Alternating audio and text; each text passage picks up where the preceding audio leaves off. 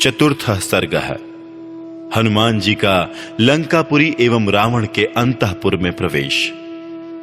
इच्छानुसार रूप धारण करने वाली श्रेष्ठ राक्षसी लंकापुरी को अपने पराक्रम से परास्त करके महातेजस्वी, महाबली, महान सत्वशाली वानर शिरोमणि कपिकुंजर हनुमान बिना दरवाजे के ही रात में चार दीवारी फांद गए और लंका के भीतर घुस गए। कपिराज सुग्रीव का हित करने वाले हनुमान जी ने इस तरह लंकापुरी में प्रवेश करके मानो शत्रुओं के सिर पर अपना बायां पैर रख दिया। सत्वगुण से संपन्न पवन पुत्र हनुमान उस रात में परकोटे के भीतर प्रवेश करके बिखेरे गए फूलों से सुशोभित राजमार्ग का आश्रय ले उस रमणीय लंकापुरी की ओर चले। जैसे आकाश श्वेत बादलों से सुशोभित होता है, उसी प्रकार वो रमणीय पुरी अपने श्वेत मेघ सदृश गृहों से उत्तम शोभा पा रही थी। वे गृह अट्टहास जनित उत्कृष्ट शब्दों तथा वाद्य घोषों से मुखरित थे। उनमें वज्रों तथा अंकुशों के चित्र अंकित थे और हीरों के बने हुए झरोखे उनकी शोभा बढ़ाते थे। उस समय लंका श्वेत बादलों के समान सुंदर एवं विचित्र राक्षस गृहों से प्रकाशित हो रही थी। उन गृहों में से कोई तो कमल के आकार में बने हुए थे, कोई स्वस्तिक के चिन्ह या आकार से युक्त थे और किन्हीं का निर्माण वर्धमान संज्ञक गृहों के रूप में हुआ था। वे सभी सब ओर से सजाए गए थे। वानर राज सुग्रीव का हित करने वाले श्रीमान हनुमान श्री रघुनाथ जी की कार्य सिद्धि के लिए विचित्र पुष्पमय आभरणों से अलंकृत लंका में विचरने लगे। उन्होंने उस पुरी को अच्छी तरह देखा और देखकर प्रसन्नता का अनुभव किया। उन कपिश्रेष्ठ ने जहां तहां एक घर से दूसरे घर पर जाते हुए विविध आकार प्रकार के भवन देखे तथा हृदय, कंठ और मूर्धा इन तीन स्थानों से निकलने वाले मंद, मध्यम और उच्च स्वर से विभूषित मनोहर गीत सुने। उन्होंने स्वर्गीय अप्सराओं के समान सुंदरी तथा काम वेदना से पीड़ित कामिनियों की करधनी और पायजेबों की झनकार सुनी। इसी तरह जहां तहां महामनस्वी राक्षसों के घरों में सीढ़ियों पर चढ़ते समय स्त्रियों की कांजी और मंजीर की मधुर ध्वनि तथा पुरुषों के ताल ठोकने और गर्जने की भी आवाजें उन्हें सुनाई दी। राक्षसों के घरों में बहुतों को तो उन्होंने वहां मंत्र जपते हुए सुना और कितने ही निशाचरों को स्वाध्याय में तत्पर देखा। कई राक्षसों को उन्होंने रावण की स्तुति के साथ गर्जना करते और निशाचरों की एक बड़ी भीड़ को राजमार्ग रोककर खड़ी हुई देखा। नगर के मध्य भाग में उन्हें रावण के बहुत से गुप्तचर दिखाई दिए। उनमें कोई योग की दीक्षा लिए हुए, कोई जटा बढ़ाए, कोई मूंड मुड़ाए, कोई गोचर्म या मृगचर्म धारण किए और कोई नंग धड़ंग थे। कोई मुट्ठी भर कुशों को ही अस्त्र रूप से धारण किए हुए थे। किन्हीं का अग्निकुंड ही आयुध था, किन्हीं के हाथ में कूट या मुदगर था, कोई डंडे को ही हथियार रूप में लिए हुए था। किन्हीं की एक ही आंख थी तो किन्हीं के रूप बहुरंगे थे। कितनों के पेट और छाती बहुत बड़े थे, कोई बड़े विकराल थे, किन्हीं के मुंह टेढ़े मेढ़े थे, कोई विकट थे तो कोई बौने। किन्हीं के पास धनुष, खड्ग, शतघ्नि और मूसल रूप आयुध थे, किन्हीं के हाथों में उत्तम परिघ विद्यमान थे और कोई विचित्र कवचों से प्रकाशित हो रहे थे। कुछ निशाचर ना तो अधिक मोटे थे, न अधिक दुर्बल, न बहुत लंबे थे, न अधिक छोटे, न बहुत गोरे थे, न अधिक काले तथा न बहुत अधिक कुबड़े थे, न विशेष बौने ही। कोई बड़े कुरूप थे, कोई अनेक प्रकार के रूप धारण कर सकते थे। किन्हीं का रूप सुंदर था, कोई बड़े तेजस्वी थे तथा किन्हीं के पास ध्वजा, पताका और अनेक प्रकार के अस्त्र शस्त्र थे। कोई शक्ति और वृक्ष रूप आयुध धारण किए देखे जाते थे तथा किन्हीं के पास पट्टिश, वज्र, गुलेल और पाश थे। महाकपि हनुमान ने उन सब को देखा। किन्हीं के गले में फूलों के हार थे और ललाट आदि अंग चंदन से चर्चित थे। कोई श्रेष्ठ आभूषणों से सजे हुए थे, कितने ही नाना प्रकार के वेशभूषा से संयुक्त थे और बहुतेरे स्वेच्छानुसार विचरने वाले जान पड़ते थे। कितने ही राक्षस तीखे शूल तथा वज्र लिए हुए थे। वे सब के सब महान बल से संपन्न थे। इनके सिवा कपिवर हनुमान ने 1,00,000 रक्षक सेना को राक्षस राज रावण की आज्ञा से सावधान होकर नगर के मध्य भाग की रक्षा में संलग्न देखा। वे सारे सैनिक रावण के अंतःपुर के अग्रभाग में स्थित थे। रक्षक सेना के लिए जो विशाल भवन बना था, उसका फाटक बहुमूल्य सुवर्ण द्वारा निर्मित हुआ था। उस आरक्षा भवन को देखकर महाकपि हनुमान जी ने राक्षस राज रावण के सुप्रसिद्ध राजमहल पर दृष्टिपात किया, जो त्रिकूट पर्वत के एक शिखर पर प्रतिष्ठित था। वो सब ओर से श्वेत कमलों द्वारा अलंकृत खाइयों से घिरा हुआ था। उसके चारों ओर बहुत ऊंचा परकोटा था, जिसने उस राजभवन को घेर रखा था। वो दिव्य भवन स्वर्ग लोक के समान मनोहर था और वहां संगीत आदि के दिव्य शब्द गूंज रहे थे। घोड़ों की हिनहिनाहट की आवाज भी वहां सब ओर फैली हुई थी। आभूषणों की रुनझुन भी कानों में पड़ती रहती थी। नाना प्रकार के रथ, पालकी आदि सवारी, विमान, सुंदर हाथी, घोड़े, श्वेत बादलों की घटा के समान दिखाई देने वाले 4 दांतों से युक्त सजे सजाए मतवाले हाथी तथा मदमत्त पशु पक्षियों के संचरण से उस राजमहल का द्वार बड़ा सुंदर दिखाई देता था। सहस्त्रों महापराक्रमी निशाचर राक्षस राज के उस महल की रक्षा करते थे। उस गुप्त भवन में भी कपिवर हनुमान जी जा पहुंचे। तदनंतर जिसके चारों ओर सुवर्ण एवं जाम्बुनद का परकोटा था, जिसका ऊपरी भाग बहुमूल्य मोती और मणियों से विभूषित था तथा अत्यंत उत्तम काले अगुरु एवं चंदन से जिसकी अर्चना की जाती थी, रावण के उस अंतःपुर में हनुमान जी ने प्रवेश किया। पंचमः सर्गः। हनुमान जी का रावण के अंतःपुर में घर घर में सीता को ढूंढना और उन्हें न देखकर दुखी होना।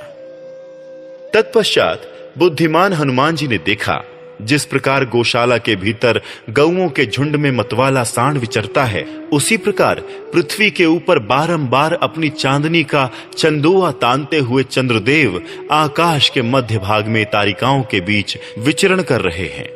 वे शीत रश्मि चंद्रमा जगत के पाप ताप का नाश कर रहे हैं, महासागर में ज्वार उठा रहे हैं, समस्त प्राणियों को नई दीप्ति एवं प्रकाश दे रहे हैं और आकाश में क्रमशः ऊपर की ओर उठ रहे हैं। भूतल पर मंदराचल में, संध्या के समय महासागर में और जल के भीतर कमलों में जो लक्ष्मी जिस प्रकार सुशोभित होती हैं, वे ही उसी प्रकार मनोहर चंद्रमा में शोभा पा रही थीं। जैसे चांदी के पिंजरे में हंस, मंदराचल की कंदराओं में सिंह तथा मदमत्त हाथी की पीठ पर वीर पुरुष शोभा पाते हैं, उसी प्रकार आकाश में चंद्रदेव सुशोभित हो रहे थे। जैसे तीखे सींगों वाला बैल खड़ा हो, जैसे ऊपर को उठे हुए शिखर वाला महान पर्वत श्वेत शोभा पाता हो और जैसे सुवर्ण जटित दांतों से युक्त गजराज सुशोभित होता हो, उसी प्रकार हरिण के श्रृंग रूपी चिन्ह से युक्त परिपूर्ण चंद्रमा छवि पा रहे थे, जिनका शीतल जल और हिम रूपी पंख से संसर्ग का दोष नष्ट हो गया है, अर्थात जो इनके संसर्ग से बहुत दूर हैं, सूर्य किरणों को ग्रहण करने के कारण जिन्होंने अपने अंधकार रूपी पंख को भी नष्ट कर दिया है, तथा प्रकाश रूप लक्ष्मी का आश्रय स्थान होने के कारण जिनकी कालिमा भी निर्मल प्रतीत होती है, वे भगवान शशलांछन चंद्रदेव आकाश में प्रकाशित हो रहे थे। जैसे गुफा के बाहर शिलातल पर बैठा हुआ मृगराज शोभा पाता है, जैसे विशाल वन में पहुंचकर गजराज सुशोभित होता है तथा जैसे राज्य पाकर राजा अधिक शोभा से संपन्न हो जाता है, उसी प्रकार निर्मल प्रकाश से युक्त होकर चंद्रदेव सुशोभित हो रहे थे। प्रकाश युक्त चंद्रमा के उदय से जिसका अंधकार रूपी दोष दूर हो गया है, जिसमें राक्षसों के जीव हिंसा और मांस भक्षण रूपी दोष बढ़ गए हैं तथा रमणियों के रमण विषयक चित्त दोष निवृत्त हो गए हैं, वो पूजनीय प्रदोष काल स्वर्ग सदृश सुख का प्रकाश करने लगा। वीणा के श्रवण सुखद शब्द झंकृत हो रहे थे। सदाचारिणी स्त्रियां पतियों के साथ सो रही थीं तथा अत्यंत अद्भुत और भयंकर शील स्वभाव वाले निशाचर निशीथ काल में विहार कर रहे थे। बुद्धिमान वानर हनुमान ने वहां बहुत से घर देखे। किन्हीं में ऐश्वर्य मद से मत्त निशाचर निवास करते थे, किन्हीं में मदिरा पान से मत वाले राक्षस भरे हुए थे, कितने ही घर रथ घोड़े आदि वाहनों और भद्रासनों से संपन्न थे तथा कितने ही वीर लक्ष्मी से व्याप्त दिखाई देते थे। वे सभी गृह एक दूसरे से मिले हुए थे। राक्षस लोग आपस में एक दूसरे पर अधिक आक्षेप करते थे, अपनी मोटी मोटी भुजाओं को भी हिलाते और चलाते थे, मत वालों की सी बहकी बहकी बातें करते थे और मदिरा से उन्मत्त होकर परस्पर कटु वचन बोलते थे। इतना ही नहीं, वे मतवाले राक्षस अपनी छाती भी पीटते थे, अपने हाथ आदि अंगों को अपनी प्यारी पत्नियों पर रख देते थे। सुंदर रूप वाले चित्रों का निर्माण करते थे और अपने सदृश धनुषों को कान तक खींचा करते थे। हनुमान जी ने यह भी देखा कि नायिकाएं अपने अंगों में चंदन आदि का अनुलेपन करती हैं, दूसरी वही सोती हैं, तीसरी सुंदर रूप और मनोहर मुख वाली ललनाएं हंसती हैं तथा अन्य वनिताएं प्रणय कलह से कुपित हो लंबी सांसें खींच रही हैं। चिंघाड़ते हुए महान गजराजों, अत्यंत सम्मानित श्रेष्ठ सभासदों तथा लंबी सांसें छोड़ने वाले वीरों के कारण वो लंकापुरी फुफकारते हुए सर्पों से युक्त सरोवरों के समान शोभा पा रही थी। हनुमान जी ने उस पुरी में बहुत से उत्कृष्ट बुद्धि वाले, सुंदर बोलने वाले, सम्यक श्रद्धा रखने वाले, अनेक प्रकार के रंग रूप वाले और मनोहर नाम धारण करने वाले विश्वविख्यात राक्षस देखे। वे सुंदर रूप वाले, नाना प्रकार के गुणों से संपन्न, अपने गुणों के अनुरूप व्यवहार करने वाले और तेजस्वी थे। उन्हें देखकर हनुमान जी बड़े प्रसन्न हुए। उन्होंने बहुतेरे राक्षसों को सुंदर रूप से संपन्न देखा और कोई कोई उन्हें बड़े कुरूप दिखाई दिए। तदनंतर वहां उन्होंने सुंदर वस्त्राभूषण धारण करने के योग्य सुंदरी राक्षस रमणियों को देखा, जिनका भाव अत्यंत विशुद्ध था। वे बड़ी प्रभावशालिनी थीं। उनका मन प्रियतम में तथा मधुपान में आसक्त था। वे तारिकाओं की भांति कांतिमती और सुंदर स्वभाव वाली थीं। हनुमान जी की दृष्टि में कुछ ऐसी स्त्रियां भी आईं जो अपने रूप सौंदर्य से प्रकाशित हो रही थीं। वे बड़ी लजीली थीं और आधी रात के समय अपने प्रियतम के आलिंगन पाश में इस प्रकार बंधी हुई थीं जैसे पक्षिणी पक्षी के द्वारा आलिंगित होती है। वे सब के सब आनंद में मग्न थीं। दूसरी बहुत सी स्त्रियां महलों की छतों पर बैठी थीं। वे पति की सेवा में तत्पर रहने वाली, धर्मपरायणा, विवाहिता और काम भावना से भावित थीं। हनुमान जी ने उन सब को अपने प्रियतम के अंक में सुखपूर्वक बैठी देखा। कितनी ही कामिनियां सुवर्ण रेखा के समान कांतिमती दिखाई देती थीं। उन्होंने अपनी ओढ़नी उतार दी थी। कितनी ही उत्तम वनिताएं तपाए हुए सुवर्ण के समान रंग वाली थीं तथा कितनी ही पति वियोगिनी बालाएं चंद्रमा के समान श्वेत वर्ण की दिखाई देती थी। उनकी अंग कांति बड़ी ही सुंदर थी। तदनंतर वानरों के प्रमुख वीर हनुमान जी ने गृहों में ऐसी परम सुंदरी रमणियों का अवलोकन किया जो मनोभिराम प्रियतम का संयोग पाकर अत्यंत प्रसन्न हो रही थीं। फूलों के हार से विभूषित होने के कारण उनकी रमणीयता और भी बढ़ गई थी और वे सब की सब हर्ष से उत्फुल्ल दिखाई देती थीं। उन्होंने चंद्रमा के समान प्रकाशमान मुखों की पंक्तियां, सुंदर पलकों वाले तिरछे नेत्रों की पंक्तियां और चमचमाती हुई विद्युल्लेखाओं के समान आभूषणों की भी मनोहर पंक्तियां देखीं। किंतु जो परमात्मा के मानसिक संकल्प से धर्म मार्ग पर स्थिर रहने वाले राजकुल में प्रकट हुई थी, जिनका प्रादुर्भाव परम ऐश्वर्य की प्राप्ति कराने वाला है, जो परम सुंदर रूप में उत्पन्न हुई प्रफुल्ल लता के समान शोभा पाती थी, उन कृशांगी सीता को उन्होंने वहां कहीं नहीं देखा था। जो सदा सनातन मार्ग पर स्थित रहने वाली, श्री राम पर ही दृष्टि रखने वाली, श्री राम विषय काम या प्रेम से परिपूर्ण, अपने पति के तेजस्वी मन में बसी हुई तथा दूसरी सभी स्त्रियों से सदा ही श्रेष्ठ थी, जिन्हें विरह जनित ताप सदा पीड़ा देता रहता था, जिनके नेत्रों से निरंतर आंसुओं की झड़ी लगी रहती थी और कंठ उन आंसुओं से गदगद रहता था। पहले संयोग काल में जिनका कंठ श्रेष्ठ एवं बहुमूल्य निष्क से विभूषित रहा करता था, जिनकी पलकें बहुत ही सुंदर थीं और कंठ स्वर अत्यंत मधुर था तथा जो वन में नृत्य करने वाली मयूरी के समान मनोहर लगती थीं, जो मेघ आदि से आच्छादित होने के कारण अव्यक्त रेखा वाली चंद्रलेखा के समान दिखाई देती थीं, धूली धूसर सुवर्ण रेखा सी प्रतीत होती थीं, बाण के आघात से उत्पन्न हुई रेखा सी जान पड़ती थी तथा वायु के द्वारा उड़ाई जाती हुई बादलों की रेखा से दृष्टिगोचर होती थी। वक्ताओं में श्रेष्ठ नरेश्वर श्री रामचंद्र जी की पत्नी उन सीता जी को बहुत देर तक ढूंढने पर भी जब हनुमान जी न देख सके, तब वे तत्क्षण अत्यंत दुखी और शिथिल हो गए। षष्ठः सर्गः। हनुमान जी का रावण तथा अन्यान्य राक्षसों के घरों में सीता जी की खोज करना। फिर इच्छानुसार रूप धारण करने वाले कपिवर हनुमान जी बड़ी शीघ्रता के साथ लंका के सतमहले मकानों में यथेच्छ विचरने लगे। अत्यंत बल वैभव से संपन्न वे पवन कुमार राक्षस राज रावण के महल में पहुंचे, जो चारों ओर से सूर्य के समान चमचमाते हुए सुवर्णमय परकोटों से घिरा हुआ था। जैसे सिंह विशाल वन की रक्षा करते हैं, उसी प्रकार बहुतेरे भयानक राक्षस रावण के उस महल की रक्षा करते थे। उस भवन का निरीक्षण करते हुए कपिकुंजर हनुमान जी मन ही मन हर्ष का अनुभव करने लगे। वो महल चांदी से मढ़े हुए चित्रों, सोने जड़े हुए दरवाजों और बड़ी अद्भुत ड्योढ़ियों तथा सुंदर द्वारों से युक्त था। हाथी पर चढ़े हुए महावत तथा श्रमहीन शूरवीर वहां उपस्थित थे, जिनके वेग को कोई रोक नहीं सकता था। ऐसे रथवाहक अश्व भी वहां शोभा पा रहे थे। सिंहों और बाघों के चमड़ों के बने हुए कवचों से वे रथ ढके हुए थे। उनमें हाथी दांत, सुवर्ण तथा चांदी की प्रतिमाएं रखी हुई थी।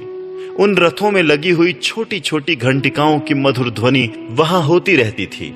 ऐसे विचित्र रथ उस रावण भवन में सदा आ जा रहे थे।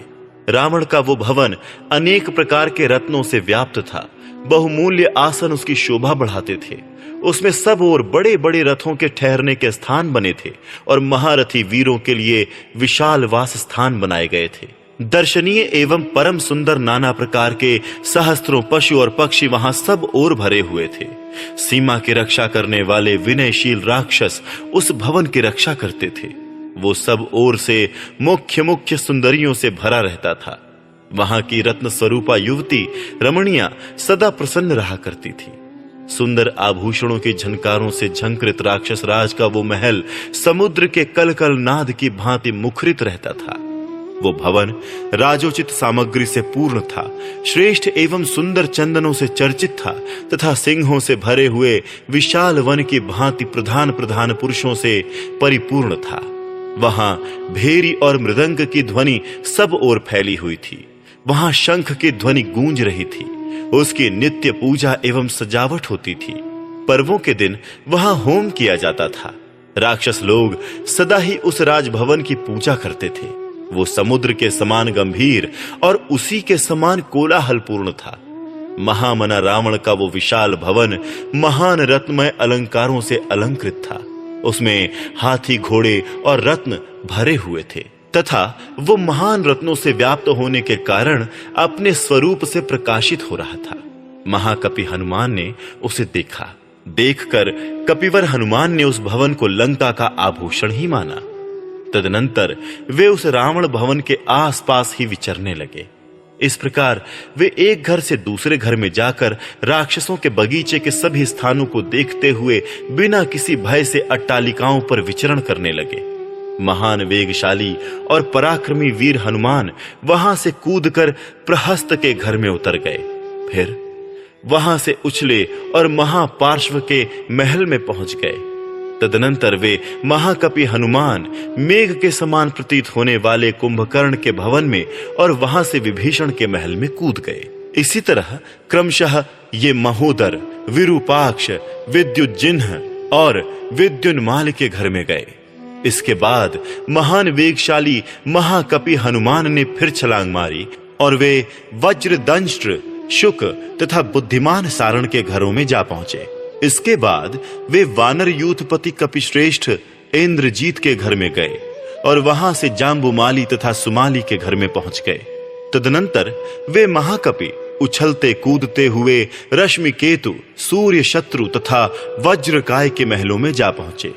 फिर क्रमशः वे कपिवर, पवन कुमार, धूम्राक्ष, संपाति, विद्युत रूप, भीम, घन, विघन, शुकनाभ, चक्र, शठ, कपट, हृस्वकर्ण, दृष्ट्र, लोमश, युद्धोन्मत, मत्त, ध्वजग्रीव, विद्युज्जिह्व, द्विजिह्व, हस्तिमुख, कराल, पिशाच और शोणिताक्ष आदि के महलों में गए। इस प्रकार कूदते फांदते हुए महायशस्वी पवन पुत्र हनुमान उन बहुमूल्य भवनों में पधारे। वहां उन महाकपि ने उन समृद्धिशाली राक्षसों की समृद्धि देखी। तत्पश्चात बल वैभव से संपन्न हनुमान उन सब भवनों को लांघकर पुनः राक्षस राज रावण के महल पर आ गए। वहां विचरते हुए उन वानर शिरोमणि कपिश्रेष्ठ ने रावण के निकट सोने वाली राक्षसियों को देखा, जिनकी आंखें बड़ी विकराल थी। साथ ही उन्होंने उस राक्षस राज के भवन में राक्षसियों के बहुत से समुदाय देखे, जिनके हाथों में शूल, मुदगर, शक्ति और तोमर आदि अस्त्र शस्त्र विद्यमान थे। उनके सिवा वहां बहुत से विशालकाय राक्षस भी दिखाई दिए, जो नाना प्रकार के हथियारों से लैस थे। इतना ही नहीं, वहां लाल और सफेद रंग के बहुत से अत्यंत वेगशाली घोड़े भी बंधे हुए थे। साथ ही अच्छी जाति के रूपवान हाथी भी थे, जो शत्रु सेना के हाथियों को मार भगाने वाले थे। वे सब के सब गज शिक्षा में सुशिक्षित, युद्ध में ऐरावत के समान पराक्रमी तथा शत्रु सेनाओं का संहार करने में समर्थ थे। वे बरसते हुए मेघों और झरने बहाते हुए पर्वतों के समान मद की धारा बहा रहे थे। उनकी गर्जना मेघ गर्जना के समान जान पड़ती थी। वे सम्रांगण में शत्रुओं के लिए दुर्जय थे। हनुमान जी ने रावण के भवन में उन सब को देखा। राक्षस राज रावण के उस महल में उन्होंने सहस्त्रों ऐसी सेनाएं देखी, जो जाम्बुनद के आभूषणों से विभूषित थी। उनके सारे अंग सोने के गहनों से ढके हुए थे तथा वे प्रातः काल के सूर्य की भांति उद्दीप्त हो रही थी। पवन पुत्र हनुमान जी ने राक्षस राज रावण के उस भवन में अनेक प्रकार की पालकियां, विचित्र लतागृह, चित्रशालाएं, क्रीड़ा भवन, काष्ठमय क्रीड़ा पर्वत, रमणीय विलास गृह और दिन में उपयोग में आने वाले विलास भवन भी देखे। उन्होंने वो महल मंदराचल के समान ऊंचा, क्रीड़ा मयूरों के रहने के स्थानों से युक्त, ध्वजाओं से व्याप्त अनंत रत्नों का भंडार और सब ओर से निधियों से भरा हुआ देखा। उसमें धीर पुरुषों ने निधि रक्षा के उपयुक्त कर्मांगों का अनुष्ठान किया था तथा वो साक्षात भूतनाथ के भवन के समान जान पड़ता था। रत्नों की किरणें तथा रावण के तेज के कारण वो घर किरणों से युक्त सूर्य के समान जगमगा रहा था। वानर यूथपति हनुमान ने वहां के पलंग, चौकी और पात्र सभी अत्यंत उज्जवल तथा जाम्बुनद सुवर्ण के बने हुए देखे। उसमें मधु और आसवन के गिरने से वहां की भूमि कीली सी हो रही थी। मणिमय पात्रों से भरा हुआ वो सुविस्तृत महल कुबेर भवन के समान मनोरम जान पड़ता था। नूपुरों की झनकार, करधनियों की खनखनाहट, मृदंगों और तालियों की मधुर ध्वनि तथा अन्य गंभीर घोष करने वाले वाद्यों से वो भवन मुखरित हो रहा था। उसमें सैकड़ों अट्टालिकाएं थीं, सैकड़ों रमणी रत्नों से वो व्याप्त थी। उसकी ड्योढ़ियां बहुत बड़ी बड़ी थीं। ऐसे विशाल भवन में हनुमान जी ने प्रवेश किया। इस प्रकार श्री वाल्मीकि निर्मित आर्ष रामायण आदि काव्य के सुंदर कांड में छठा सर्ग पूरा हुआ।